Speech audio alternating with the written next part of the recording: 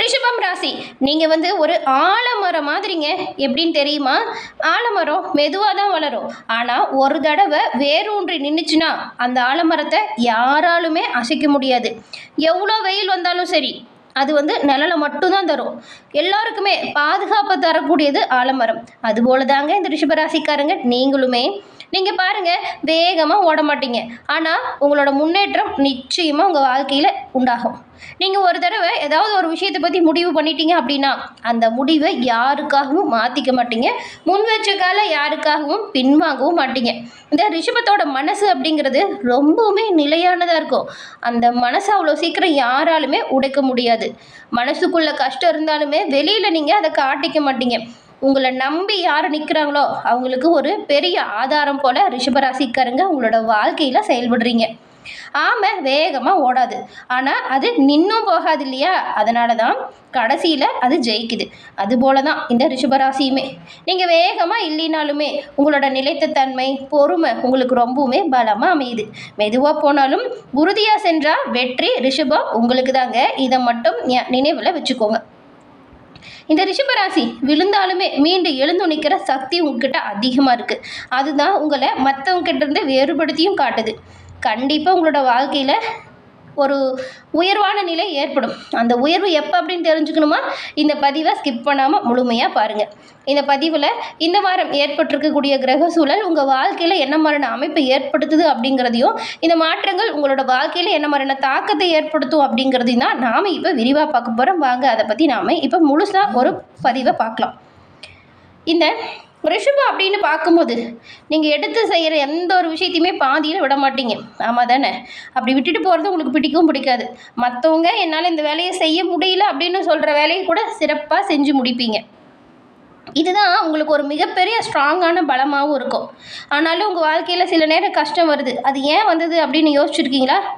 நீங்கள் நிறைய நேரம் அதிகமாக யோசிச்சுக்கிட்டு குழப்பமடைகிறீங்க பார்த்தீங்களா? அதை மட்டும் மாற்றிக்கோங்க. கண்டிப்பாக உங்கள் வாழ்க்கையில் இந்த பழைய விஷயத்தை நினச்சி குழம்பிட்டு இருக்கிறத மட்டும் மாற்றினாலே மிகப்பெரிய உயர்வு நீங்கள் அடையலாங்க. சேஞ்ச் கொஞ்சம் வருது அப்படின்னா அது கொஞ்சம் தயக்கம் காட்டுவீங்க. இது நமக்கு செட் ஆகுமா, சரியாக இருக்குமா அப்படிங்கிற சந்தேகம் இருக்கும்.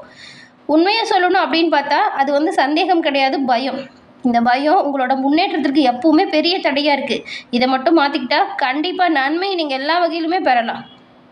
தினமுமே ஒட்டுக்கா உங்களோட வாழ்க்கையில் சேஞ்ச் கொண்டு வராமல் தினமும் கொஞ்சம் கொஞ்சமாக சேஞ்ச் கொண்டு வாங்க. உங்களோட கனவை ஆக்ஷனாக மாற்றுங்க. உங்களை நீங்கள் முதல்ல நம்புங்க. அதே போல் எல்லா இடத்துலையுமே உங்களோட எண்ணத்துக்கு முதலுரிமை கொடுங்க. நாளைக்கு பார்த்துக்கலாம், அப்புறம் செஞ்சுக்கலான்னு நினைக்காதீங்க. இதுதான் ரொம்பவுமே மிகப்பெரிய தப்பாக இருக்குது. நாளைக்கு பார்த்துக்கலாம்னு சொல்கிறதையும் இது அப்புறம் செஞ்சுக்கலாம் அப்படின்னு சொல்கிறதையும் மட்டும் மாற்றிக்கோங்க. கண்டிப்பாக உங்களோட வாழ்க்கையில் முன்னேற்றம் உண்டாகும். நீங்கள் ஸ்லோவாக போனாலும் பரவாயில்ல, அதை நினச்சி வருத்தப்படாதீங்க. உங்களோட வாழ்க்கையில் வெற்றி அப்படிங்கிறது நிலையானது அமையும். அதை மட்டும் நோக்கி பயணம் செய்யுங்க. ரிஷபராசிக்காரங்க, உங்கள் வாழ்க்கை அப்படிங்கிறது கொஞ்சம் ஒரு நாள் பாருங்கள் லைட்டாக மாறாது. தினமுமே எடுக்கிற முயற்சி ஒரு நாள் பெரிய வெற்றியாக மாறும். பொறுமையாக உழைப்பீங்க, ஆனாலும் கடைசியில் நீங்கள் கண்டிப்பாக ஜெயிப்பீங்க. 12 ராசியிலுமே இந்த ரிஷபம் அப்படிங்கிறது அது அற்புதமான ஒரு ராசியாக இருக்குது. அதனால் நீங்கள் கவலைப்படாமல் முன்னேற்றத்திற்கான பாதையில் அடி எடுத்து வச்சு பாருங்கள். பயம் இல்லாமல் நிச்சயமாக வெற்றி வாய்ப்பு உங்களை தானாக தேடி வரும். ரிஷபராசிக்கு இந்த வாரம் ஏற்பட்டிருக்கக்கூடிய கிரக சூழல் என்ன மாதிரியான தாக்கத்தை ஏற்படுத்துது, எந்த வகையில் முன்னேற்றத்தை தருது அப்படிங்கிறத வாங்க இப்போ விரிவாக பார்க்கலாம். ரிஷபம் அப்படின்னு சொல்லும்போது நீங்கள் பாருங்களேன், சுக்கிரனை ராசி அதிபதியாக கொண்டவங்க. சுக்கிரன் அப்படின்னு பார்க்கும்போது முழுமையான சுபகிரகமாக இருக்குது. இந்த ரிஷபராசிக்காரங்களுக்கு கலை உணர்வு, அழகு, ஈர்ப்பு, அன்பான குணம் இது எல்லாமே இயல்பாகவே இருக்கும். ஏன்னா சுக்கிரனோட அருளால் நீங்கள் நிறைஞ்சிருக்கிறதுனால எல்லோரையுமே நேசிக்க தெரிஞ்சவங்களாகவும் எல்லோர் மேலேயுமே எல்லையற்ற அன்பு செலுத்தக்கூடியவங்களாகவும் இந்த ரிஷபராசிக்காரங்க இருப்பீங்க. அது மட்டும் இல்லைங்க, குடும்பத்தையுமே ரொம்பவுமே பாதுகாப்பாக வச்சுருப்பீங்க. குடும்பத்தை பாதுகாக்கிறதுல அக்கறை அதிகம் இந்த ரிஷபராசிக்கு இருக்கும். இந்த ரிஷபம் அப்படிங்கிறது நந்திகேஸ்வரரை குறிக்குது.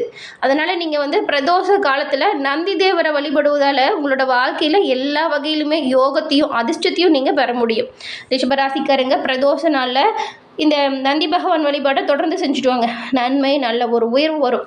அதுவும் நந்தியோட 2 கொம்புக்கு இடையில் சிவபெருமான வழிபாடு செய்யுங்க. உங்களோட வேண்டுதல் பிரார்த்தனை விரைவில் நடக்கும்.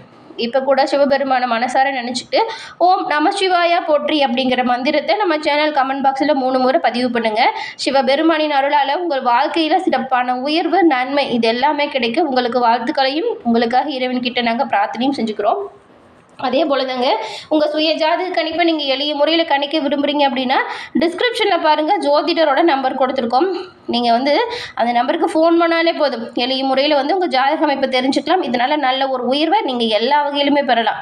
இந்த ஒரு வாய்ப்பை தவற விடாமல் பயன்படுத்திக்கோங்க. ரிஷப ராசியில் பாருங்களேன், இந்த 3 நட்சத்திரம் இருக்குல்ல, கார்த்திகை, ரோஹிணி, மிருகசீரிடம். உங்களுக்கு கிரக நிலை அப்படின்னு பார்க்கும்போது உங்கள் ராசியில் இந்த வாரம் செவ்வாய் பகவான் வராரு. அடுத்து தானம் தனவாக்கு குடும்பஸ்தானம், அங்கே சூரியன் கூடவே புதன் வக்கர இயக்கத்தில் சஞ்சாரம் செய்கிறாங்க. அடுத்தது தான் இந்த தைரிய வீரியஸ்தானம், அங்கே குரு பகவானும் சுக்கிரனும் இருக்காங்க.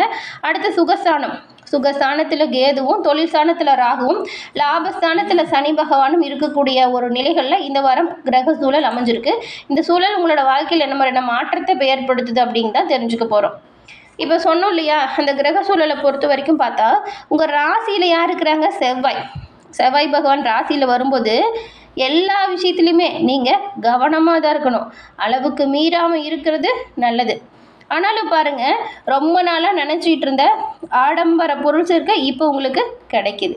ரொம்ப நாளாக ஆசைப்பட்டிருப்பீங்க, ஆனால் அது வாங்க முடிஞ்சிருக்காது. நிறைய தடை தாமதம் வந்திருக்கும். ஆனால் இப்போ ஆசைப்பட்ட பொருளை வாங்கி குடும்பத்தில் சந்தோஷத்தை நிலைநாட்ட போகிறீங்க.